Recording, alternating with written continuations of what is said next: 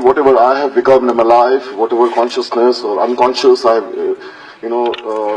inherited by whatever I've been able to learn or unlearn, as Ivan Illich would write in Deschooling Society. Whatever small is beautiful, which I have cherished in my life. Whatever notions of politics, from Machiavelli to Plato to Karl Marx, I have learned is from this university, and whatever I have become from the ought to the being is because of JNU, and I'm very, very proud to be from JNU, and I cherish that I am from JNU. I was yesterday in that march, and I can tell you that many of my union people were also there in the march, who were there in the union in 1989, and they were all, we all felt as if some part of our soul, some part of our inner soul, some part of our body, some part of our consciousness, our history is there walking amongst the young faces of a great courage and great rage and great resilience and great stoicism and great resistance and great fight which the JNU students have shown on the streets of Delhi, inside the campus, and now all over the country and all over the world, I would say. All over the world, I would say, from the University of Cambridge to Oxford to Chicago to San Francisco to across the landscape of the Indian university campuses, the soul of JNU is vibrating, is reverberating. And for that, I congratulate the great students' movement of JNU and the great resistance of the JNU students' movement. It's a very funny thing that those who destroyed the Babri Masjid, that those who assassinated Gandhi, that those who did a public spectacle of mass murders, killing women, burning them alive, putting kerosene in the mouth of children and lighting them with matchsticks, gang raping women as a public spectacle and then throwing them in the fire, putting Ehsan Jafri and 70 of them, hacking their bodies, those who did one massacre after one massacre in Naroda Patia, in Naroda Gram, in Best Bakery, those who did it in Bilkis Bano, those who did it with Zahira Sheikh in the Best Bakery, those who killed Ishra Jahan and 3 others in fake encounter which is established, and those who killed Sheikh Sorabuddin, his wife Kausar Bai, and Tulsiram Pajapati in fake encounter which is established, is now telling us what is the meaning of nationalism. It is a contradiction of those people who were involved in the Muzaffarnagar killings and who were in the riots and killings of Muzaffarnagar, and whose contribution has been there in every riot which has happened in this country since independence, because they did not fight in the freedom movement. Those who did not fight in the freedom movement, those who are only trump card in politics has been one, that of hate politics, that of putting Hindu-Muslim against each other, that of communal polarization, and now that of Pakistan bashing. They are now telling us that we are anti-national.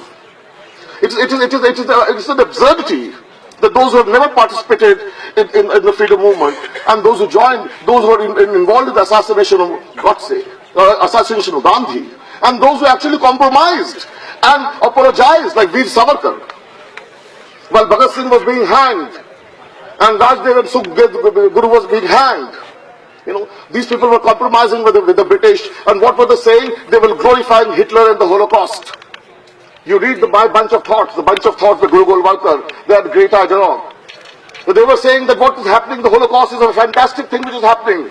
The ethnic cleansing is a role model. And this is the ethnic cleansing they did in Gujarat. And now they have the audacity to tell us that we are anti-national. We are anti-national.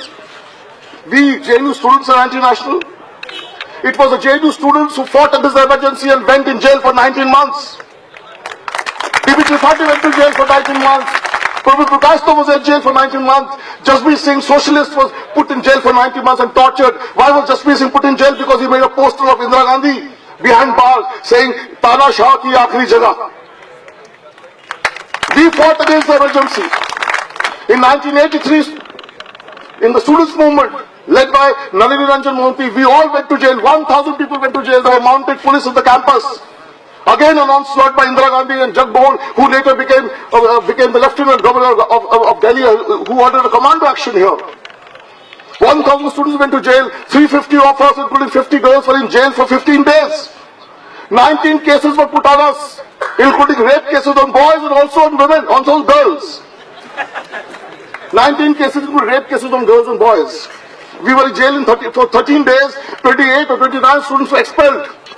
I was not given admission in JNU for 2 years, despite qualifying in the entrance exam, because that's what the punishment they gave to us. We fought against Indira Gandhi.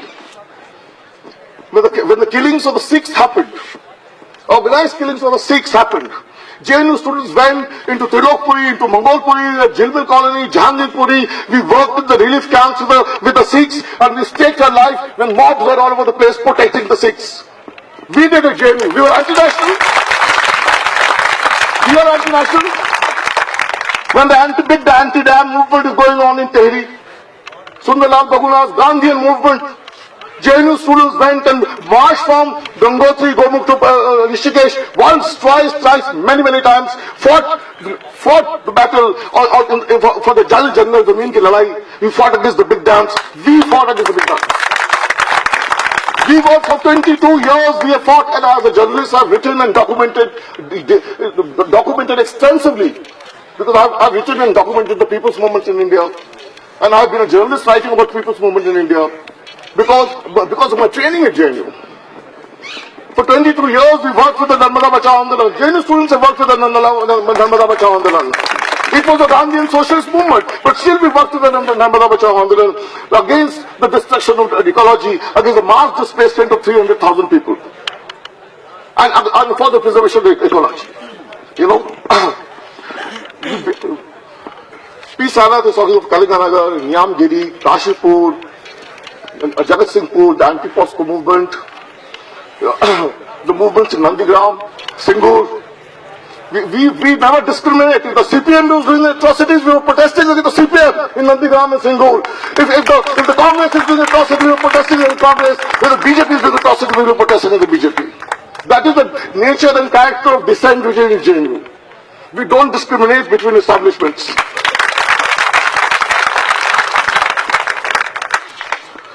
We don't discriminate between establishment, and we have a culture of dissent which is luminescent, like a shooting star. It is like a rainbow coalition.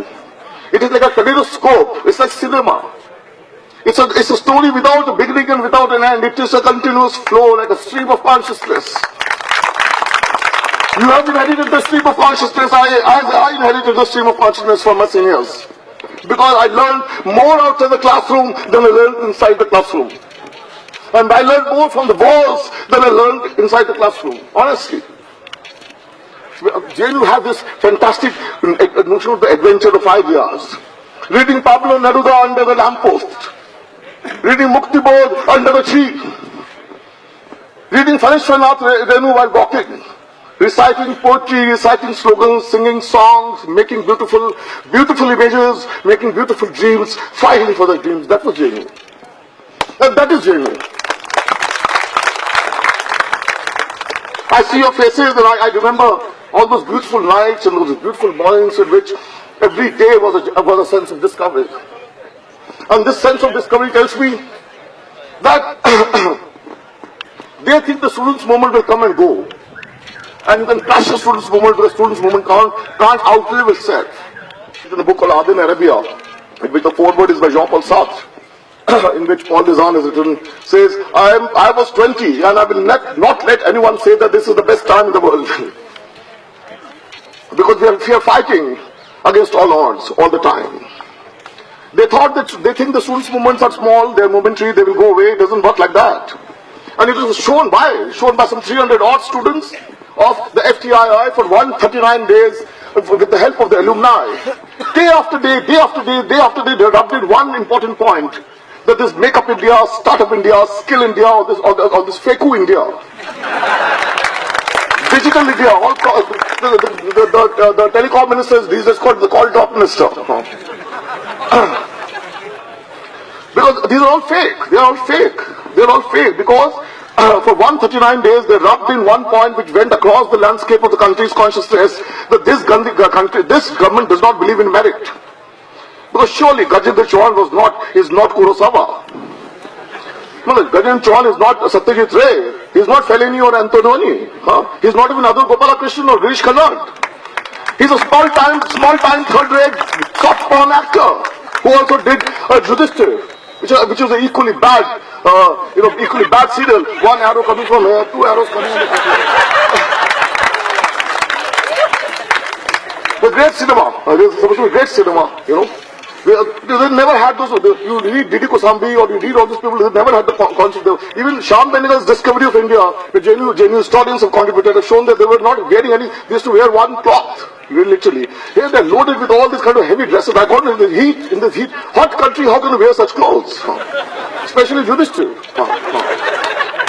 You know, and the FTI students day after day rubbed into this fact that this bugger does not represent cinema or world cinema. He does not represent excellence. He does not represent quality. This is a place where Ritvik Ghatak came. Ritvik Ghatak used to do ton at 3 o'clock in the night. Sainath said, if cause of death was alcoholism, then most journalists would be dead. You know, he said academics also would have been dead if, and human rights activists would be. What about filmmakers, I would say? Because Ritvik Ghatak used to come drunk at 3:30 in the night and take classes. He would do ton with the ghanti and the students would troop in out and they would listen to him. You know, Ritvik Ghatak. You know, he was a mad guy, but he was a great, brilliant, absolutely eccentric, fantastic, perhaps as great or as greater than Satyajit Ray in Bengali cinema. And now you have who? What do you have? Gajendra Chauhan and Pailaj Nehalani. You know, you should see the films of Pailaj Nehalani. You know, the worse than what Karishma Kapoor used to do in her young ages when she was young. You know. Worse than that films, you know. And this was about 139 days the FTI struggle showed. In defeat and in retreat, in struggle, in despair, in helplessness, from Rasul Pekuti to Dibakar Banerjee, to Anand Patwardhan, to across, even at one point in time, Anupam Kher also said that, you know, you can't put a guy there who doesn't know the difference between Antonioni and Fellini, who has never heard of Kurosawa in his life, perhaps. And this guy you're putting as the chairman of a FTI Film Society with such a great tradition of cinema. And that is where, you know, but they are so adamant, and they're so arrogant, and they are so illiterate. No, they are really, I don't think they have even read Golwalkar properly. No. They don't read Panjane also, as far as I know. We used to regularly read Panjane, because we would know what's going on in the head. I'm very proud to tell you that when I was in Hindustan Times, the RSS used to routinely go and complain against me to the Birlas. I was the edit page in charge. And there was the saffronization of education campaign going on. They wanted to remove Romila Thapar, R.S. Sharma, Irfan Habib, all the great historians, their books. And we were writing editorials day after day. So, Panjane carried an article against me with an 8-column headline saying, Punjipati Akhbar mein Marxwadi gorilla. Punjipati Akhbar mein Marxwadi gorilla. Well, I'm proud of it. I feel very good about it. Very good. Veer Sanghvi, my editor, used to call me the poster boy of RSS. He used to call me poster boy of Panjane because they were routinely attack you. They're undemocratic. I don't think they believe in the Indian Constitution. I don't think they ever believed in the Indian flag. I don't think they had any continuity or narrative continuity or historical relationship with the Indian freedom movement. I don't think they at all have ever fought a real battle for the poor people of India, which the communists have fought.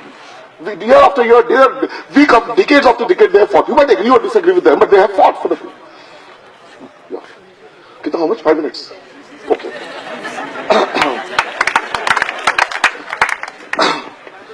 But this is discrimination, Mayor. So I not about such a lot of time.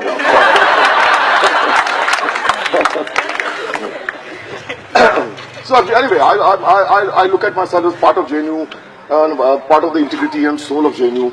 I will keep coming back like a ghost and hang out here. I always to say that Occupy UGC 3 months hard struggle.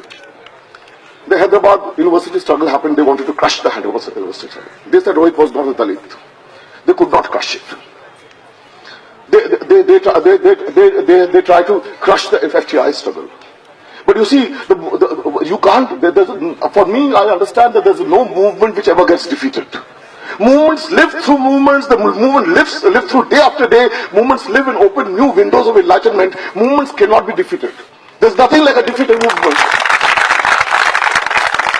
The historic march which we did yesterday, or the human chain which will be remembered through movements, that will galvanize students in Jadavpur University, in Hyderabad University, in Tata Institute of Social Sciences, in FTI, across, in Pondicherry yesterday, students had come and taken a Mashal Jalus in Pondicherry. Students have come out with a Mashal Jalus in Pondicherry. You see, the JNU in some manner represents the soul of the students' movement in India. And this soul moves from one rainbow to another, from one kaleidoscope of great resistance to another kaleidoscope of great resistance. It is not a movement you can crush so easily. And it is not a movement which is going to die. All I can say in the end is that when Che Guevara, in one of the last letters to his children, he wrote to his children in one of his last letters, before he was killed by the CIA in Bolivia, he wrote, above all, always feel strongly against injustice done to anybody in any part of the world. Always feel strongly to injustice or against injustice done to anybody in any part of the world. I think JNU stands for that, fighting against injustice, not only JNU, but any part of the world. Thank you. JNU Students Movement, long live! Long live, long live! JNU Students Movement, long live! Long live, long live! JNU Students Movement, long live! Long live, long live! Ho, ho, Ho Chi Minh! We shall fight, we shall win! Ho, ho, Ho Chi Minh! We shall fight, we shall win! JNU Students Movement,